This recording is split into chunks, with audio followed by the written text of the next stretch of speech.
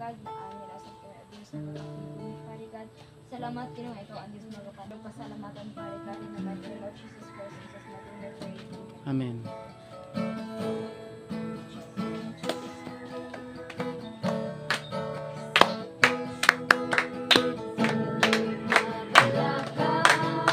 Ganun ay kauban ka, walay angay nga kahalugan, kay kanako matibig ka. Bisan puso-pusohon sa mga problema, bisan mo agi kalayo sa pagsulay, hirapan nimo o Diyos may kadaugan ko.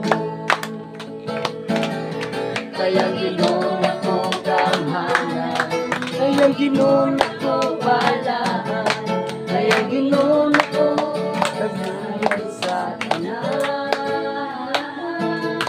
Kaya Ginoo ko masaligan, kaya Ginoo ko malauman, kaya Ginoo ko kasayod sa tanan.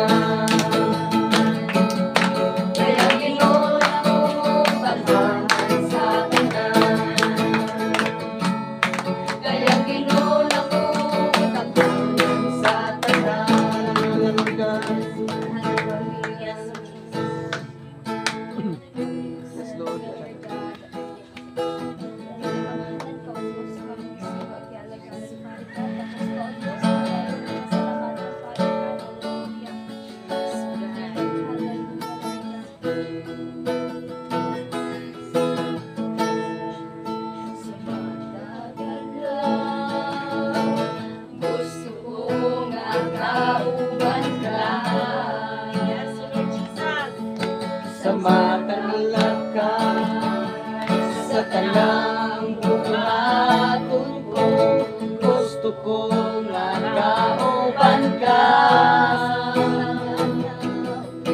Sa matagal lang, gusto ko nga kauban ka. Sa matagal ka, sa tanang buhaton ko, gusto ko nga kauban ka. Kay ikaw man ang kanunay giting ko, di nga kong dughan. Kay ikaw man ang hangin na giginhawa, ikaw ang akong puso, ikaw ang akong gugma, ikaw ang tanan. Diyos, ikaw man. Sa matagal lang, gusto ko nga kauban ka. Sa matagla ka, sa tanang buhaton ko, gusto ko nga kauban ka. Na ikaw man ang kanunay giting ko, di na kong dughan. Kay ikaw man ang hangin na giginhawa,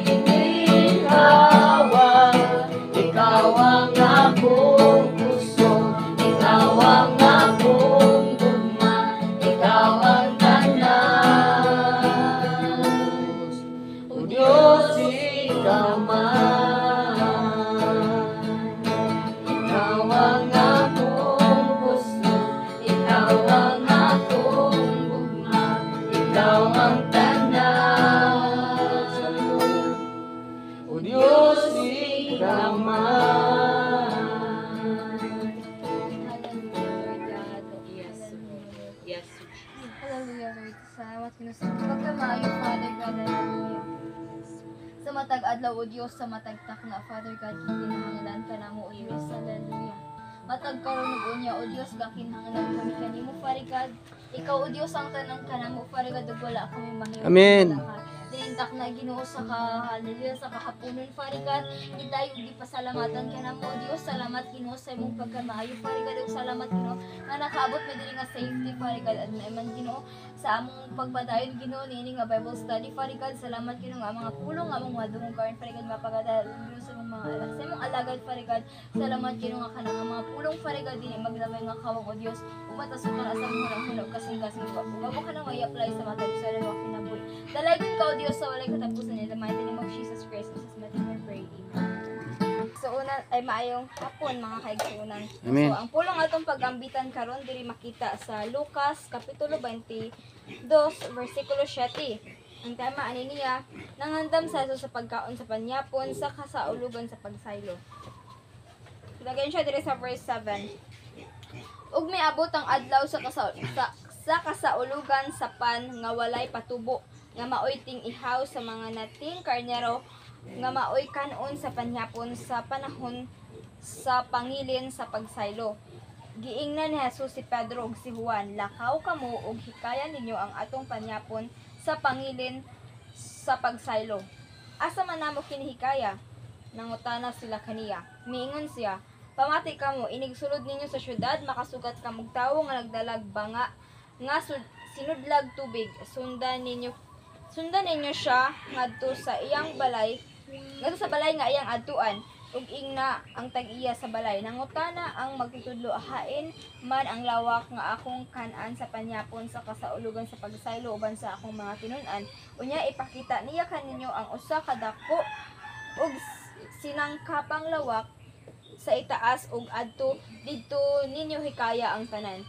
Busa nang lakaw sila ug nakita nila ang tanan nga tukma gayud sa gisulti ni Jesus kanila ug ilang gihikay ang panyapon.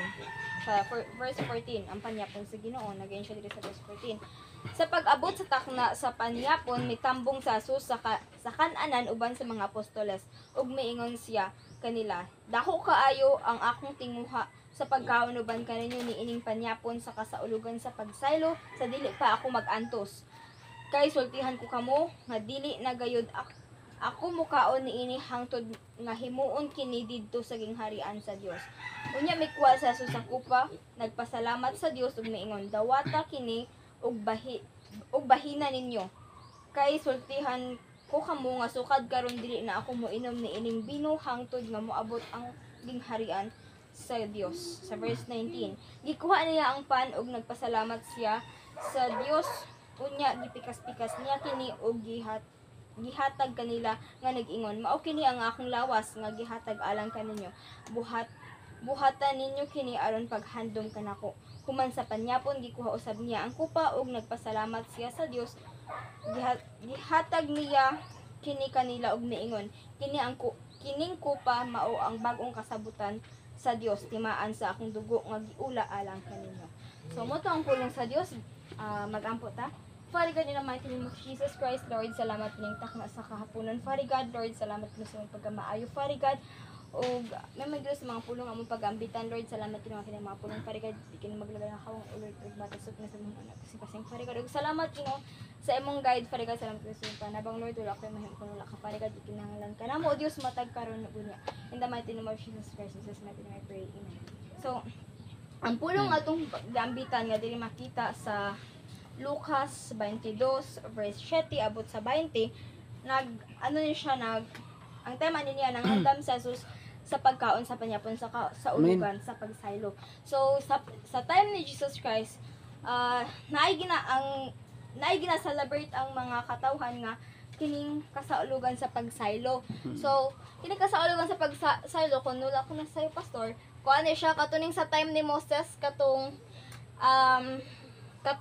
sa time ni Moses nga ang mga Israelites is napa sila sa Egypt and then ang last nga giano sa Ginoo is katong giingnan niya ang mga tawo nga magpahid og dugo sa ilahang para inig abot sa spirito sa kamatayon diana gabhi una nang labayan nila ang kana nga balay nga naay dugo sa karnero. So kini siya ani nga time sa atong giano karon nagayon siya nga ani nga time kasaulugon siya sa pan nga walay patubo nga maoy ting ihaw sa mga nating karnero nga maoy kanoon sa panyapon sa panahon sa pangilin sa pagsaylo. So ato nga time nisugo si Jesus Christ og kana gisugo niya mga tinun-an nga adto mo dito og paghikay. So mo jump rata diri sa kuan sa verse 19 ug 20. Nagayon siya diri nga gikuha niya ang pan ug nagpasalamat siya sa Dios ug gipikas-pikas niya ang pan. So ang kanang pan nga atong nakita karon representer na siya sa iyahang lawas. Sa iyang lawas nga gipikas-pikas atong time na nag-anto siya nakita bisan sa mga sinakol or sa mga videos nga atong nakita na to nga ang iyahang lawas while gaanto siya kanabang na nawatas-watas tungod sa mga bunal sa mga Hudeo ato nga time. So kana siya ang paghinumdum ang kidatong gibuhat karon since ang atong topic is Last Supper. Paghinumdum ni siya sa gibuhat sa Dios timaan sa iyang paghigugma kanimo ug kanako. Tungod kay dili to siya mahitabo tanan nga mga pag-antos, dito siya mahitabo nga kamatayon kun wala siya nahigugma sa ato. So isip kita karon sa panahon nato karon gihandom nato na siya isip timaan sa ihang mga pag-antos kun giun sa niya pagluwas. Og kana siya nga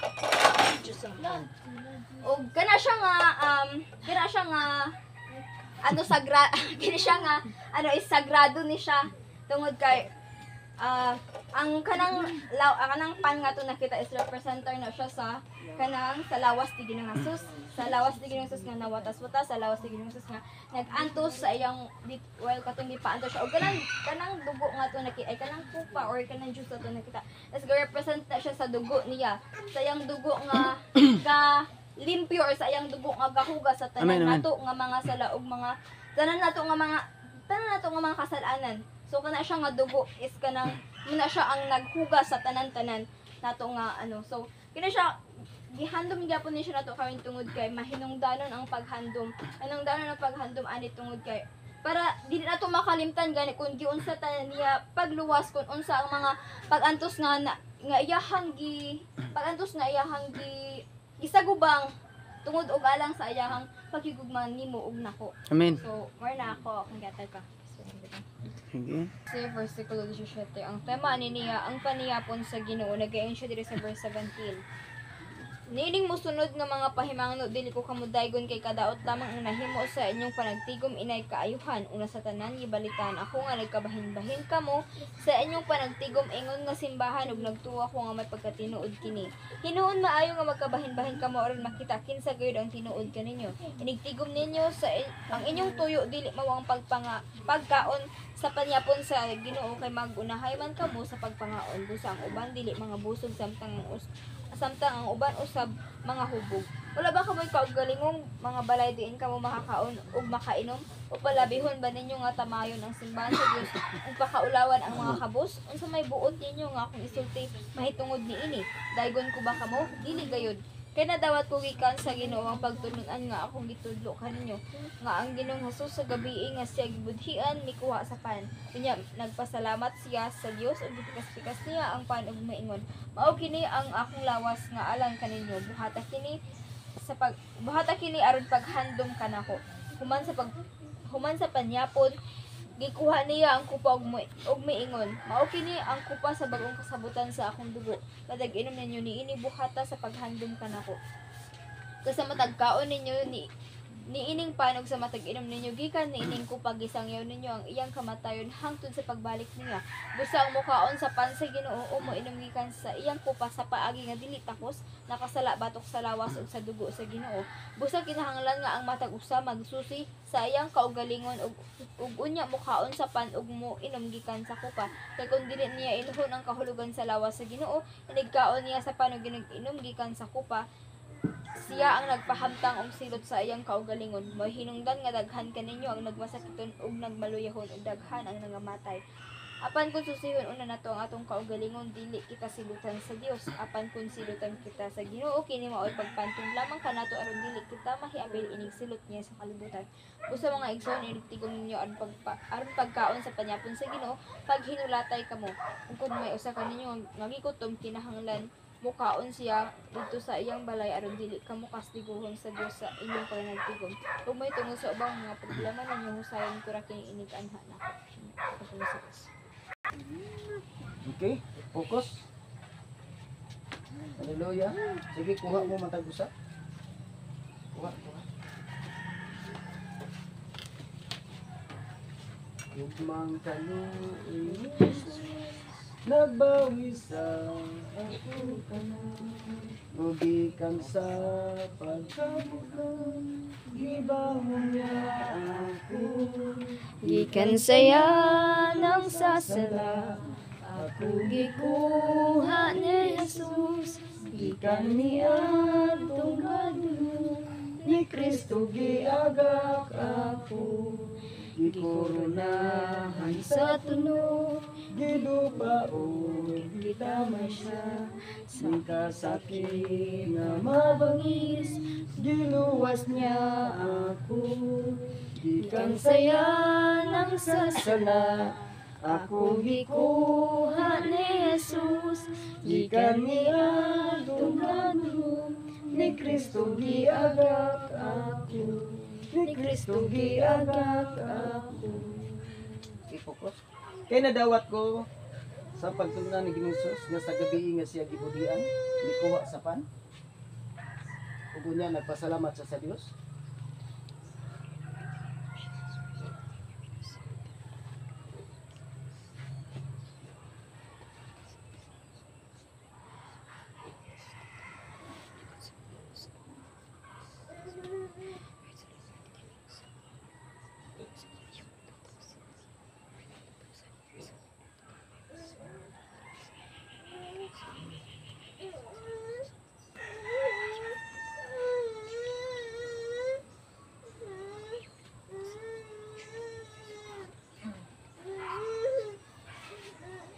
Salamat ug iyang gipikas-pikas ng tinapay.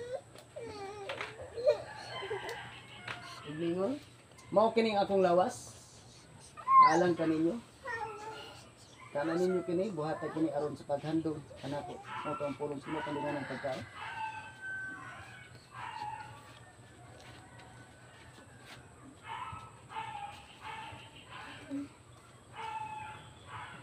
Ko pa.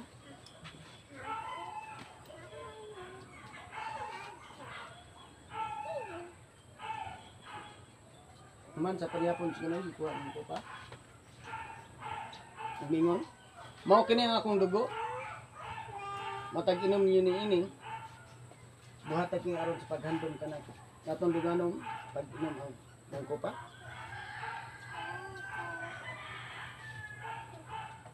Atong pasalamat ang Diyos. Kita.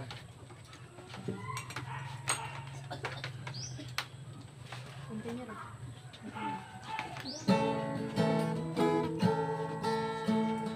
Salamat ha. Way pagluban, nagkagamanan mo o Diyos, sa inunsad, at imong tulong tinuod kayo.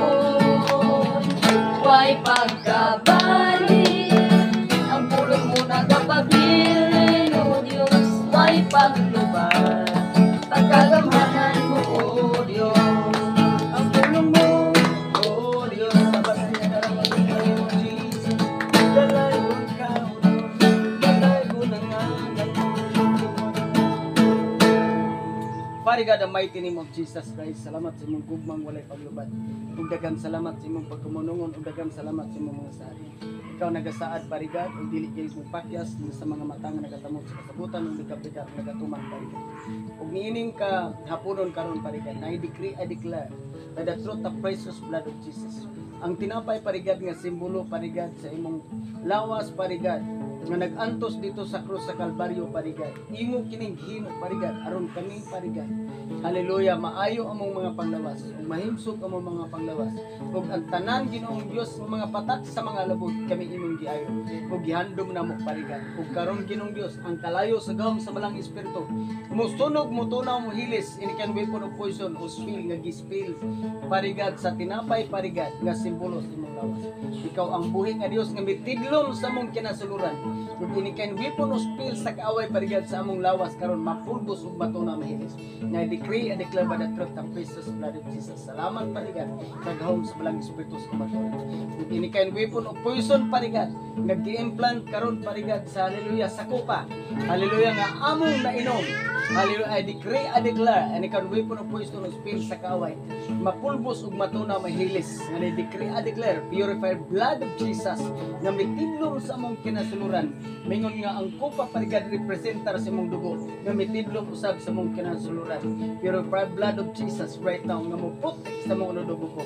Ug ang tanang mga balatian, imo kining giayo pinagi sa among mga labot.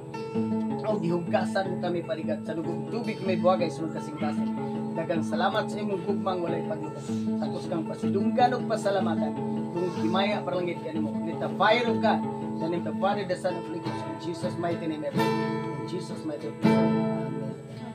God bless sa tanan. Pagpakaran sa buhay. Ay hapon. So, aduna mi humansa mo ang Bible study diri mga igsoon. So naami inom og kini ang kuan. Kana ang Dios dahil nay tinapay diri. So inani ka gibless ang mga tao dining dapita sa breakwater area. Okay, kini sila mga kuan ni sila mga bunga ni sa krusada gani diri. Tung sa krusada sa kuan diri. So, dili na mo kalimtan na mo igsuon sila ni Mikena. Mikena og sa tong kauban nila si Pastor Libay, Lito. Pastor Libay, Pastor Lito. Og si Pastor Efren Baryuga. So dili na mo malimtan ani nga dapat sila ni sa ang nga sa breakwater area sa krusada. So glory to God. Karon ang Ginoo nagapanlangin aning dapita. Amen. God bless sa tanan. Jesus Lord, thank you Father God sa mga snacks nga sa matubakan Father God, I decree every person response Lord, hallelujah and thank you na po. Sunog mo to ng mga skin natin Jesus Christ. Salamat Father God, bisan pa sa nagapinance ninyo Diyos sa mga kamot nga nag-prepare. Amen. I declare blessing upon blessing nga Yes, Lord. Mga kamot Father God, nga bisan unsa koptan silang mga kamot Amen. sila magmalampos. Yes, Lord. Sila silang good health silang panglawas Father God. Takos sa nga dahil ko nagpasalamatan in Jesus name I pray. Amen. Happy birthday, Nako.